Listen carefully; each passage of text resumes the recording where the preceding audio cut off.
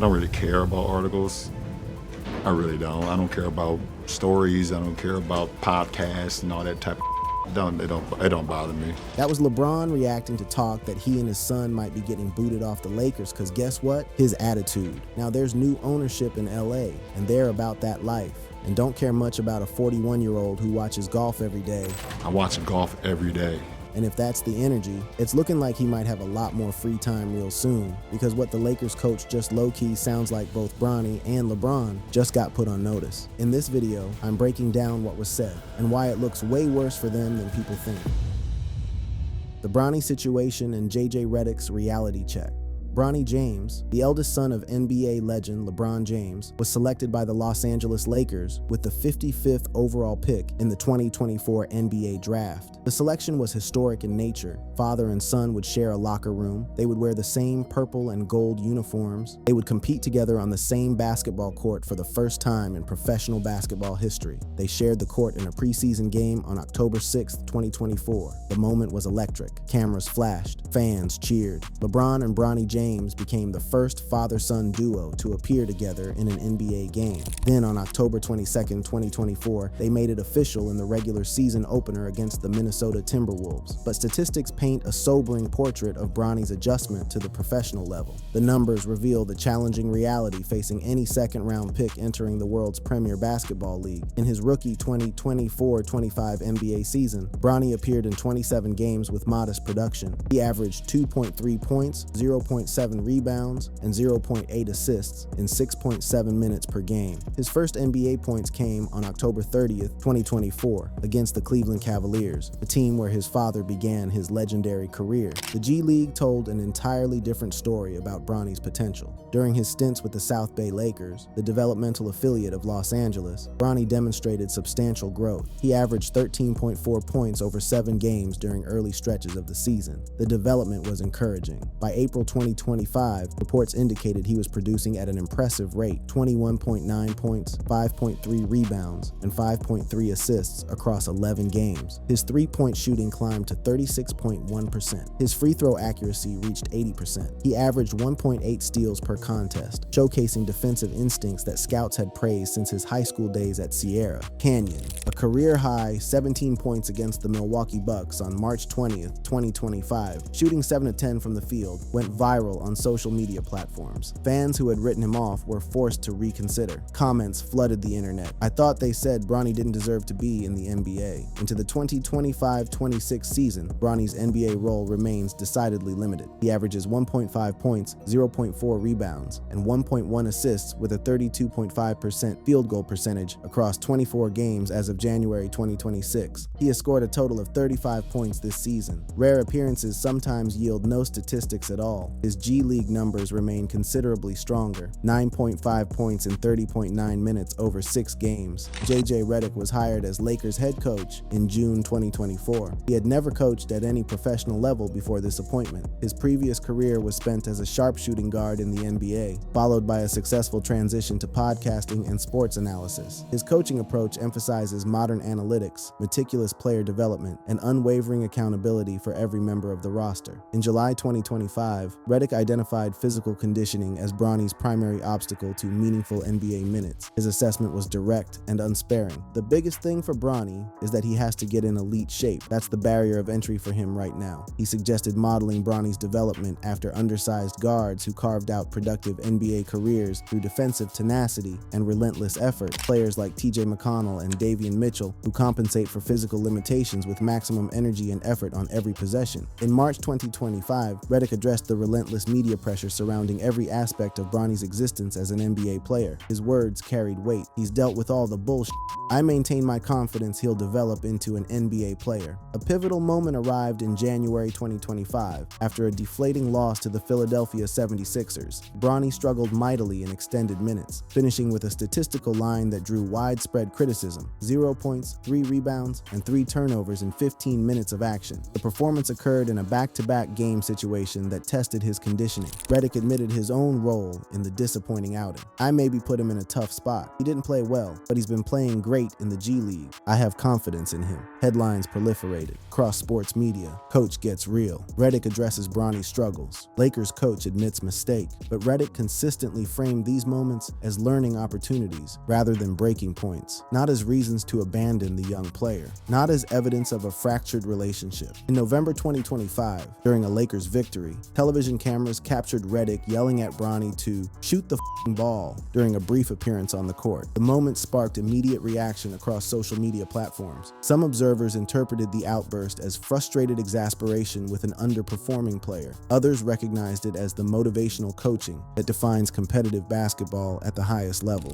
Bronny himself addressed the incident in post-game interviews, noting that such insertions into games were unexpected but ultimately appreciated for building his readiness to contribute when called upon. Bronny has spoken candidly about his journey to media members willing to listen beyond the sensational headlines. In a March 20th, 2025 interview with The Athletic, he offered perspective on his growth. "I just think it's a confidence thing," he said, attributing his gradual improvements to extra repetitions in practice and fundamental shifts in his mental approach to the game. He acknowledged trying to ignore the constant negativity that follows him, but admitted using it as fuel for improvement. He focuses on film study and gym work, following guidance from general manager Rob Pelinka about the long developmental road ahead. The nepotism accusations have dogged Bronny since long before the 2024 draft. Critics argued his roster spot was influenced primarily by LeBron's stardom and organizational leverage rather than basketball merit. Some viewed the selection as a gesture to keep LeBron happy. Others saw it as an unfair advantage, denying a more deserving prospect his opportunity. Adrian Wojnarowski defended the pick at the time of the draft, offering historical context. "I don't want to hear these charges. People talking about nepotism. The NBA is full of nepotism. The ownership level, front offices, coaching." He pointed to the league's pervasive tradition of family connections across every organizational tier. The evidence available suggests Redick is working constructively with Bronny rather than abandoning the project entirely. The coach's December 2025 practice updates highlight Bronny's progress in developing .5 mentality, the instantaneous decision-making required at the NBA level, crediting extensive G League playing time for accelerating his development curve. Context matters enormously when evaluating Bronny's situation. He suffered cardiac arrest during a practice session in July 2023, later diagnosed as a congenital heart defect requiring surgical intervention. This health crisis limited his freshman season at USC to averages of 4.8 points, 2.8 rebounds, and 2.1 assists in 25 games. He entered the draft process while still recovering both physically and psychologically from an event that could have ended his basketball career or his life. The scrutiny he faces ignores this foundational reality. His high school career at Sierra Canyon demonstrated legitimate talent. By his senior year in 2022-23, he averaged 14.2 points, 5.5 rebounds, 2.4 assists, and 1.8 steals per game across 34 contests. He earned McDonald's All-American honors in 2023, scoring 15 points with 5 three-pointers in the showcase game. He participated in the Nike Hoop Summit, contributing 11 points and 4 rebounds against international competition. These achievements suggest a player with genuine potential, not merely a famous last name. Sensational YouTube titles distort reality for clicks and engagement. LeBron goes crazy after Lakers coach disrespected Bronny, and similar headlines transform Redick's honest professional critiques into manufactured disrespect. External voices add to the cacophony of noise. Coach Nick declaring he's just not an NBA player feeds the narrative machine. But these assessments don't originate from Redick or the Lakers organization. The "can't work anymore" narrative appears substantially overstated when examined against available evidence. What emerges instead is a picture of typical rookie coach dynamics within a franchise grappling with far more consequential issues beyond the development timeline of a second-round pick.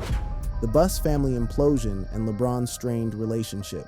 The Los Angeles Lakers underwent nothing less than a seismic ownership shift in 2025, transforming one of professional sports' most iconic franchises at its foundational level. Mark Walter, the billionaire CEO of TWG Global, formerly Guggenheim Partners, and owner of the Los Angeles Dodgers baseball franchise, acquired a majority stake valued at an unprecedented $10 billion from the Buss family. The transaction shattered records for professional sports franchise valuations. The sale was approved unanimously by the NBA Board of Governors in October 2025, following months of due diligence and league review. The monumental deal marked the definitive end of the Buss family's majority control after decades of legendary ownership. Mark Walter, who previously held a 27% minority stake in the Lakers since 2021, now controls approximately 78-80% of the team. His partner Todd Boehly, owner of Chelsea Football Club in England's Premier League, holds a smaller but significant share. Combined, their ownership group controls around 85% of the franchise. The Buss siblings each received nearly $500 million post-taxes from the transaction, generational wealth extracted from their family's basketball legacy. The family retains approximately 15 to 17% ownership of the Lakers. This arrangement allows Jeanie Buss to remain as the team's governor for at least 5 years, maintaining day-to-day operational oversight while ceding majority financial control. The structure represents an unprecedented arrangement in NBA ownership history. The infighting that precipitated this sale had simmered beneath the surface for many painful years. Dr. Jerry Buss, the visionary owner who transformed the Lakers into a global entertainment powerhouse, passed away in February 2013. He left his 66% controlling stake in the Lakers to his 6 children through a carefully designed family trust. Each of his children, Johnny, Jim, Jeannie, Janie, Joey, and Jesse, received an equal 11% share of the franchise their father had built. The trust structure was innovative, yet ultimately divisive. A last man standing tontine mechanism ensured that upon a sibling's death, their shares would redistribute among the survivors rather than passing directly to heirs. Jerry designed this structure to minimize estate tax burdens and keep ownership consolidated within his immediate family for generations. The mechanism would prove to generate precisely the opposite of family unity. Tensions surfaced almost immediately after Jerry's death. Some siblings, particularly Jim and Johnny, expressed openness to selling the franchise while Jeannie staunchly resisted. She aligned herself with her late father's explicitly stated wishes to maintain family ownership in perpetuity. A pivotal and dramatic event erupted in 2017 when Jim and Johnny Buss orchestrated a boardroom coup attempt to oust Jeannie as controlling owner. They proposed a new board configuration that excluded her entirely from leadership. The attempted overthrow included financial incentives for non-shareholding board members, $30,000 monthly payments, and a $25 million disbursement that suggested cash-out motivations. Jeannie responded with legal force. She filed a lawsuit alleging breach of fiduciary duties and secured a temporary restraining order against her brothers. A court hearing affirmed her role as controlling owner, forcing Jim to resign as co-trustee of the family trust. She won decisively, but the legal victory deepened family fractures that would never fully heal. Further strain emerged in 2019 when Jeannie revealed a long-held family secret to younger brother Jesse during a heated telephone conversation. According to sources who spoke to ESPN, she told him he should have never been born, a devastating statement referencing resentments over Jerry's later children from a different relationship. Post-sale, in November 2025, Jeannie directed the termination of all siblings from their front office positions within the Lakers organization. Joey was removed from his vice president role in research and development. Jesse lost his position as assistant general manager. Jim and Johnny were dismissed. Even Janie, who had been near retirement, was pushed out. Janie later expressed her feelings to reporters, disappointed and disrespected, like a crumpled up piece of paper thrown into the trash. Now we must examine LeBron James and his deteriorating relationship with the ownership structure. The Lakers are having a strong start to the season, sure. However, things off the court might not be as strong. An extensive investigative report published January 21st, 2026 by ESPN's Baxter Holmes detailed how Jeanie Buss privately soured on LeBron James over the years following the 2020 championship. She viewed him as possessing an outsized ego that complicated organizational dynamics. She reportedly resented that LeBron was universally hailed as the franchise's savior when he chose the Lakers in 2018 free agency, rather than the team's leadership receiving credit for attracting his services. The article states that Jeanie privately grumbled about what she felt was James' outsized ego and the overt control that he and Clutch Sports exerted over the organization at times. Clutch represents both James and Anthony Davis. The Russell Westbrook trade became a devastating flashpoint in the relationship. The 2021 deal, which sent 3 first-round picks to Houston, was pushed through in large part to satisfy LeBron and create a championship-caliber roster around him. The experiment failed catastrophically. The Lakers limped to a 33-49 record and missed the playoffs entirely. Jeanie reportedly bristled at what she perceived as LeBron's reluctance to accept any accountability for the failed roster construction. This frustration led to to private musings in 2022 about declining to extend LeBron's contract or even trading him to the rival LA Clippers, a scenario that would have represented an unthinkable humiliation. The story also said that she did not like that James was considered a savior for the floundering franchise when he arrived in 2018. After Baxter's piece was published, Jeannie Buss responded to The Athletic with a statement saying, quote, "It's really not right, given all the great things LeBron has done for the Lakers, that he has to be pulled into my family drama. To say that I wasn't appreciative, just not true and completely unfair to him." The Bronny James draft added yet another complicated layer to the relationship dynamics. When the Lakers selected Bronny with the 55th overall pick in 2024, Buss privately remarked that James should express gratitude for such a meaningful gesture of organizational loyalty, but she perceived that he wasn't sufficiently appreciative. The pick represented an olive branch from ownership. In her view, LeBron merely shrugged it off. Buss responded publicly to The Athletic after the ESPN expose sent shockwaves through the basketball world. Her statement sought damage control. "It's really not right, given all the great things LeBron has done for the Lakers, that he has to be pulled into my family drama. To say that it wasn't appreciated is just not true and completely unfair to him." In 2022, in the aftermath of the Westbrook trade, multiple people said Jeannie privately mused about not giving James a contract extension, and later that year, even about trading James with the Los Angeles Clippers floated as a possibility. This was before James received a no-trade clause in July 2024 after signing a new 2-year, $104 million contract. And when the Lakers drafted James' son, Bronny, with the 55th pick in the 2024 draft, Jeannie privately remarked that James should be grateful for such a gesture, but she felt that he wasn't. People close to the team told ESPN. LeBron addressed the swirling reports during a post-game media session. His tone was characteristically dismissive, projecting an image of supreme indifference to the chaos engulfing the organization's ownership structure. I'm 41 years old and I watch golf every day. I don't care about an article. I don't care how somebody feel about me. If you know me personally, and then you know what I'm about. These guys know what I'm about, and that's all that matters. I can care less how somebody feel about me. It's not like me and Jeannie be on the phone talking, you guys. JJ Redick stepped into the controversy to defend his star player against the implications of the ESPN report. He told assembled reporters, "Everybody in this organization appreciates LeBron. He's awesome to coach." The statement represented public alignment between the first-year coach and the aging superstar navigating organizational turbulence. The future of the Lakers and what's next for LeBron.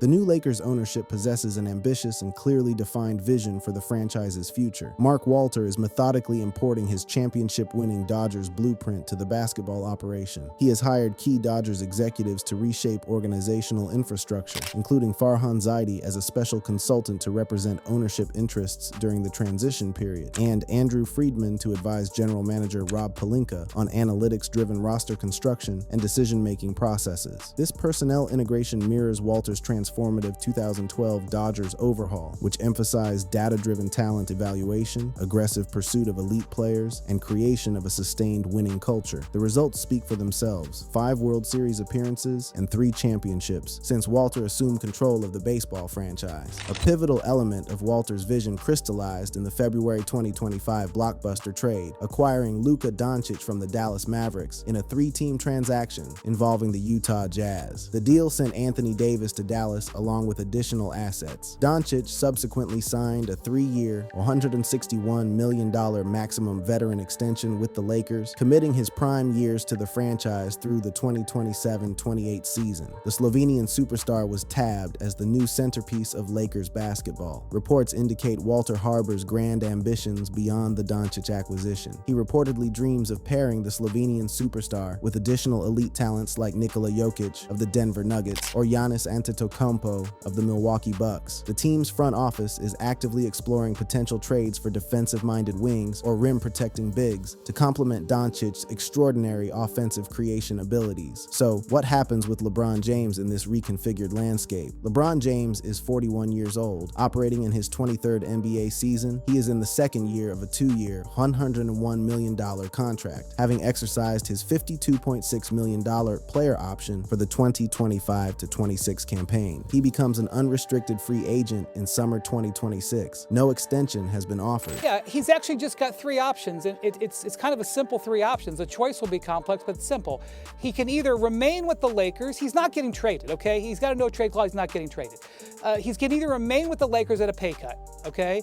He can go to another team, which would be fascinating, and we would fill the summer with that, or he can retire. Brian Windhorst outlined these three scenarios during extended discussion on ESPN programming. His analysis was characteristically incisive. He estimates approximately a 33% chance of James returning to Los Angeles on substantially reduced contractual terms. The current Lakers roster configuration, he argued, isn't championship caliber in the immediate term, but conceivably could be within a 2-year window as Walter's vision materializes. Coming back for the Lakers at this salary is not an option. Not because he's diminished greatly as a player, but because the Lakers have to retrofit their spending around Luka Doncic. You do not need to be Red Auerbach to know that. This is simple, basic analysis. Everybody knows it. And I think there is a reasonable chance, 33-ish%, that LeBron comes back to the Lakers on a reduced contract and they build around Luka Doncic. Stephen A. Smith has persistently pushed a different narrative across his various media platforms. He believes LeBron made a strategic mistake by remaining in Los Angeles for this season. His conviction centers on an alternative path back to Cleveland. My attitude is if you really want to win, how about going back to Cleveland? Now, I'm not one to advise people to leave places like LA and Miami for Cleveland. That is not what I do. But I'm thinking about basketball in this particular situation. And I'm like, could you imagine if you could keep a Mobley and you could keep a Donovan Mitchell and LeBron returned to Cleveland to end his career? There is no doubt that the Cleveland Cavaliers would have been the favorites to come out of the Eastern Conference. The commentary echoes across sports media platforms. Lakers Hall of Famer Dwight Howard has publicly urged James to complete his legendary career where it began, in Cleveland. NBA insider Shams Charania has reported that the Lakers organization has effectively turned the page from the James era, prioritizing construction of a Doncic-centered contender for the next decade. What does this organizational turbulence mean for Bronny James and his development trajectory? Bronny's future hinges on consistent G League repetitions and meaningful NBA opportunities when they present themselves. Redick's developmental plan emphasizes physical conditioning enhancement and role specialization, identifying the specific skills Bronny can contribute at the highest level. If demonstrable progress continues along the current trajectory, a legitimate rotational spot could follow in subsequent seasons. The bust-LeBron tensions could theoretically impact roster decisions, but Redick's public alignment with LeBron suggests stability in the short term for both father and son. Nick Wright weighed in forcefully on the broader narrative surrounding LeBron and the Lakers organization during a viral segment. Now, the reason LeBron considered the Lakers a floundering franchise is because before he got there, they were a floundering franchise. And the reason he considered himself a savior was because within 2 years of getting there, they won the championship. They were arguably the worst team in basketball for a half decade. That is a floundering franchise that was saved by LeBron James wanting to move to Los Angeles, not by Rob Pelinka or Jeannie Buss's fancy PowerPoint presentation. The Bust LeBron saga ultimately underscores the inherent challenges of balancing superstar power with ownership priorities in modern professional sports. LeBron delivered an NBA championship to Los Angeles in 2020 under extraordinary pandemic circumstances. He sustained franchise relevance through his mere presence, but the Lakers' inconsistent post-2020 performance, tied inextricably to family infighting, financial pressures, and roster construction failures, have progressively strained the relationship between the greatest player of his generation and the ownership structure he joined. Windhorst provided perhaps the most accurate summation of the complex dynamic at play. What I would say about LeBron is that everybody who has worked with LeBron in his 23 years at times feels like he's a headache, and those headaches are worth it times 10. And the Lakers were absolutely in the desert until LeBron came back, and he absolutely was the savior of the franchise, and he absolutely did irritate and bother them and wear them out, and they're thrilled that he did it. That's what the Cavs would say, that's what the Heat would say. The sale to Walter ends the Buss family era of Lakers ownership. Jeannie remains governor for the next 5 years under the negotiated arrangement. The Lakers appear poised for a potential renaissance under new ownership with unprecedented financial resources and a proven championship-building track record. But navigating LeBron's exit from the organization, whether amicable or contentious, will test this new regime's diplomatic capabilities. As for JJ Redick and Bronny James specifically, the sensationalized exposing headline simply doesn't match the available reality. Redick hasn't given up on Bronny. He hasn't abandoned the developmental project. The franchise faces far more consequential questions about its future direction, its aging superstars' remaining timeline, and whether the Doncic era can deliver championship banners to add alongside the franchise's storied collection. The real story isn't about a coach abandoning a struggling rookie. It's about an organization in profound transition, a legendary player at a professional crossroads, and a young man attempting to forge his own path amid unprecedented scrutiny and pressure that has nothing to do with his own basketball abilities. Rich Paul, LeBron's longtime agent and Clutch Sports founder, dismissed the ESPN reporting entirely during his podcast Game Over with Max Kellerman and Rich Paul. His response was characteristically blunt. There's an article written every day. Who gives a ST? I don't. You don't know what's true, what's not true. The dismissive posture suggests both the LeBron camp and the organization are eager to move past the controversy and focus on basketball. Reports indicate a meeting between James, Paul, and Buss has been scheduled to clear the air following the public airing of internal frustrations. Whether this represents genuine reconciliation or mere public relations, management remains to be seen. But the parties involved recognize the value of presenting a unified front. The Lakers' next chapter is being written right now. Bronny James will either earn his place in it or he won't. But that determination will come through basketball development, not through manufactured drama about a coach who has repeatedly stated his confidence in the player's ultimate potential. For all the headlines about JJ Redick exposing his inability to work with Bronny James, the evidence tells a different story. A first-year head coach is being honest about a second-round pick's developmental needs. That's not dysfunction, that's professional basketball. The dysfunction exists elsewhere, in the family feuds that dismantle generational ownership, in the strained relationship between a superstar and the woman who ran his franchise, and in the organizational uncertainty that accompanies any $10 billion transaction. Bronny James is a supporting character in this drama, not its protagonist. His father's legacy will be debated for decades. His own career remains unwritten. And JJ Redick, despite what clickbait headlines might suggest, is still very much willing to help him write it. That brings us to the end of this video. For more interesting videos like this, click on the cards on your screen.